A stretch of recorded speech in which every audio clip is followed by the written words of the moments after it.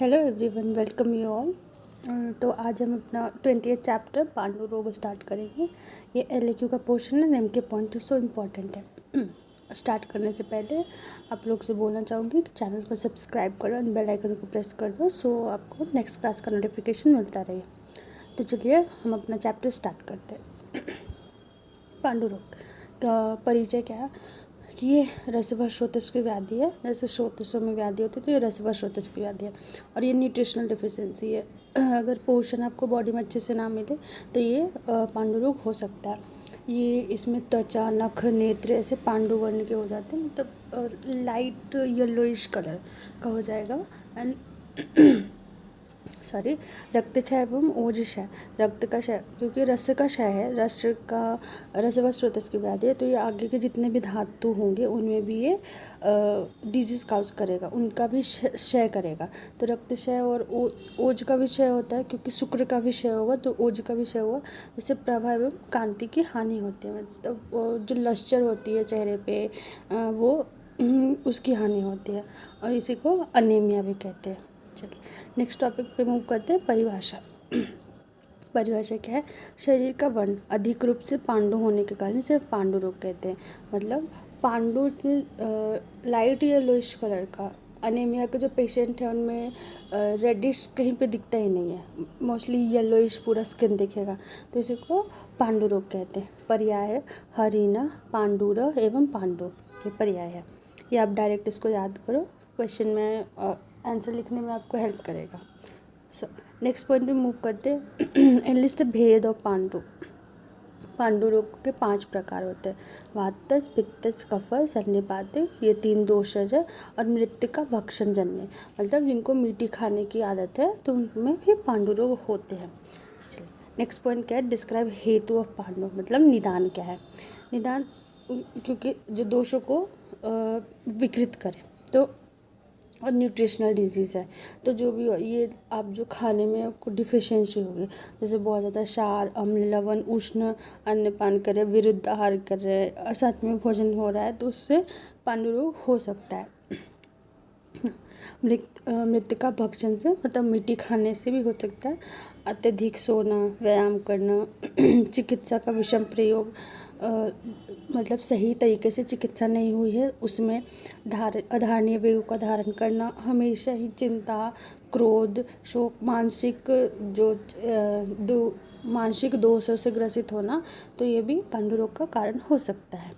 Next point पे move करते हैं। डिस्क्राइब पूर्व रूप ऑफ पांडु, मीन्स के प्री सिम्टम्स पांडु के क्या होंगे? हृदय में स्पंदन, मतलब पालपेट बहुत जल्दी जल्दी करेगा। शरीर में रुक्षता, क्योंकि उसमें ब्लड की कमी है, सो उसमें थोड़ी थोड़ी खुरदरा हुआ ये त्वचा दिखेगा। स्वेद का अभाव यहाँ पे होगा। त्वचा में विदार, मतलब क्रैक्स होंगे स्किन में। मीठी खाने की इच्छा होगी। आईलिड में स्वेलिंग हो जाएगा। मलमूत्र का पीलापन होना और भोजन का असम्यकपन, मतलब डाइजेशन भी अच्छे से नहीं होगा। चलिए नेक्स्ट पॉइंट का मूव करते हैं। डिस्क्राइब पूर्व रूप ऑफ पांडु। पूर्व रूप मतलब सामान्य लक्षण, तो क्या है? पहले तो उसमें असम्यक पाक होता है भोजन को, तो अग्नि की मंदता होगी, बॉडी दुर्बल होगा, शिथिल होगा, क्योंकि ब्लड बहुत इम्पोर्टेंट रोल प्ले करता है अपनी बॉडी में। इफ़ उसकी कमी है तो उसकी वजह से थकावट सी लगेगी, बॉडी दुर्बल होगी, शिथिल होगी, शोथ होते हैं, नींद ज़्यादा आती है, बोलने का इच्छा नहीं करता, इस टाइप की कंडीशंस आती है। और थकावट, भ्रम होगा, अल्पमेध होगा, इंद्रियों की कार्य क्षमता वीक हो जाएगी, मतलब इंद्रिय शैथिल्य हो जाएगा। तो ये सब लक्षण आते हैं पांडु रोग में। चलिए नेक्स्ट पॉइंट में मूव करते हैं। डिस्क्राइब प्रत्यात्म लक्षण ऑफ पांडु, तो मतलब जो उसका विशिष्ट जो रोग है वो उसका विशिष्ट जो होगा ही होगा वो लक्षण। तो ये इस लक्षण को हम देख कर मतलब आइडेंटिफाई करेंगे, हाँ ये पांडु रोग है। तो पांडु वर्णता, मतलब पीलापन बॉडी का होना, तो वो उसका प्रत्यात्म लक्षण है। अक्षिकुट शोथ, मीन्स एडिमा होना चाहिए आईलिड पे, और हृदय का स्पंदन, बॉडी हृदय में बहुत जल्दी जल्दी जल्दी पाल्पिटेशन होता है, तो वो हृदय स्पंदन, तो ये इसके प्रत्यात्म लक्षण है। Now next move to next point. संप्राप्ति। संप्राप्ति क्या है पांडु को? निदान सेवन किया, जो इसका हेतु है उसका सेवन किया। पित्त प्रधान त्रिदोष प्रकोप, पित्त के प्रधान है बट तीनों दोष त्रिदोषज है। पित्त की प्रधानता होगी, त्रिदोष प्रकोप मतलब तीनों दोष प्रकोपित होगी। त्वक मांसांतर में स्थान संशय, त्वक और मांस के बीच में स्थान संशय करेगा। अब वहाँ से रक्त दूषित करेगा, रक्त की अल्पता करेगा, निसारता करेगा, मतलब रक्त को दूषित करेगा, रक्त की क्वांटिटी को कम करेगा, उसकी क्वांटिटी दोनों को खराब किया, और उसकी वजह से एवं बल की कमी होगा, मतलब पोषण कम होगा, और त्वक का पांडुत्व मतलब पिताह वर्ण हो जाएगा और पांडु रोग होगा। अगेन मैं रिपीट करूँ, संप्राप्ति निदान का सेवन करेंगे। पित्त प्रधान त्रिदोष पर पित्त की प्रधानता होगी और तीनों दोष भी प्रकोपित होंगे। त्वक और मांस के बीच में स्थान संशय लेगा। रक्त दूषण और रक्त अल्पता, रक्त क्वालिटी और क्वांटिटी दोनों ही खराब करेगा रक्त का, और बल की कमी करेगा। त्वक का पांडुवर्ण होना, अब पांडु रोग की उत्पत्ति होती है। तो ये इसकी संप्राप्ति है। ना नेक्स्ट पॉइंट पे मूव करते हैं। एनलिस्ट उपद्रव ऑफ पांडु। उपद्रव अरुचि हो सकता है, पिपासा अधिक हो सकता है, क्योंकि पित्त ऐसे प्रकोपित है, सबसे ज़्यादा पित्त इस पे इफ़ेक्ट करती है, तो उसके आप इसमें उपद्रव जो भी हो सकते हैं आप मेंशन कर सकते हो। ज्वर हो सकता है, दाह हो सकता है, अतिसार होगा, मूर्छा होगा, हृदय पीड़ा होगा, दुर्बलता होगा, क्योंकि किसी को अनीमिया हुई है तो उसको दुर्बलता होती ही है, भ्रम होता ही है, मूर्छा होता ही है, तो ये सब कंडीशन आ सकता है। चलिए नेक्स्ट पॉइंट पे मूव करते हैं। डिस्क्राइब साध्य साध्यत्व पांडु, जो नवीन है।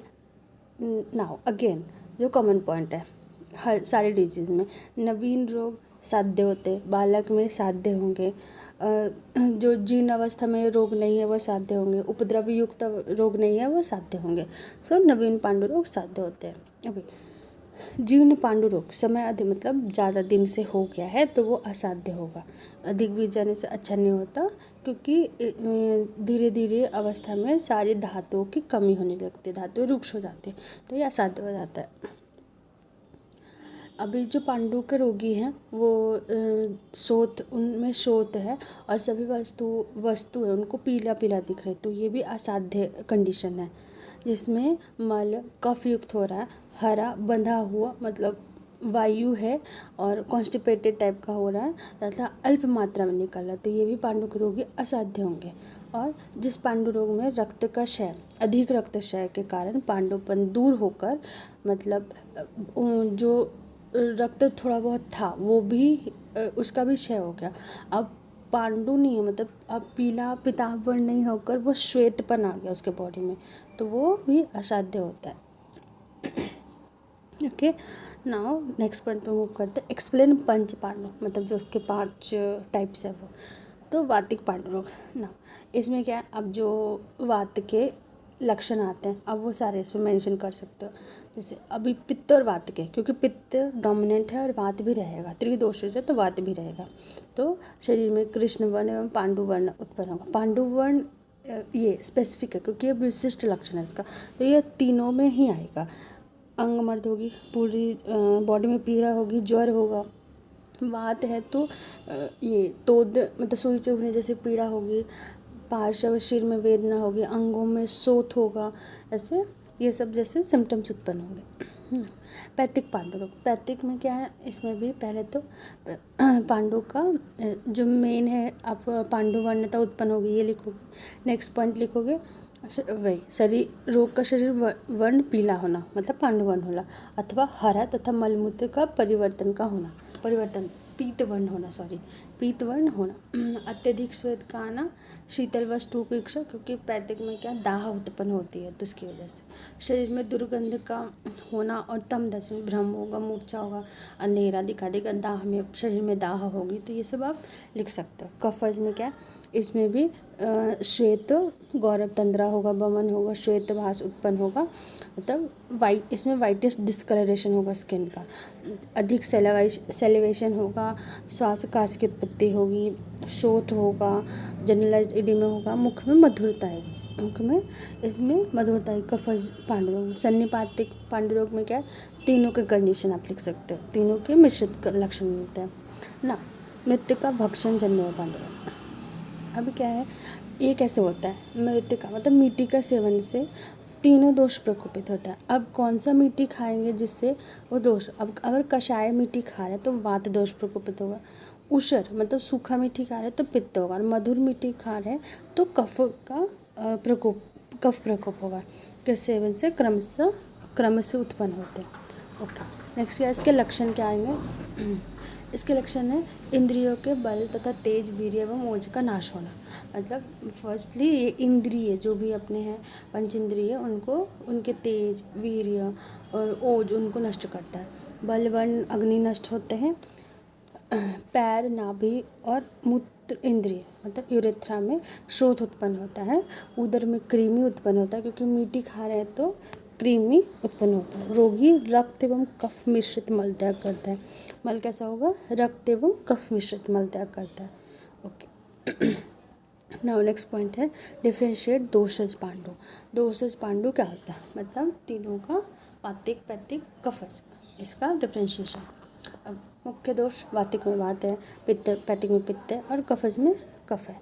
बट पित्त तीनों के साथ रहेगा। मुख्य क्या है, वात है, पित्त है, कफ है। ओके, वर्ण, अब वातिक का श्याम वर्ण, अरुण वर्ण, कृष्ण वर्ण होता है। पैतिक का पीत, हरित, आव, और कफज का श्वेत और गौर। ये स्किन का कलर, स्किन, नख, मल मूत्र का कलर होगा इसमें। त्वचा वातिक में शुष्क रुक्ष होगा तो शुष्क होगा।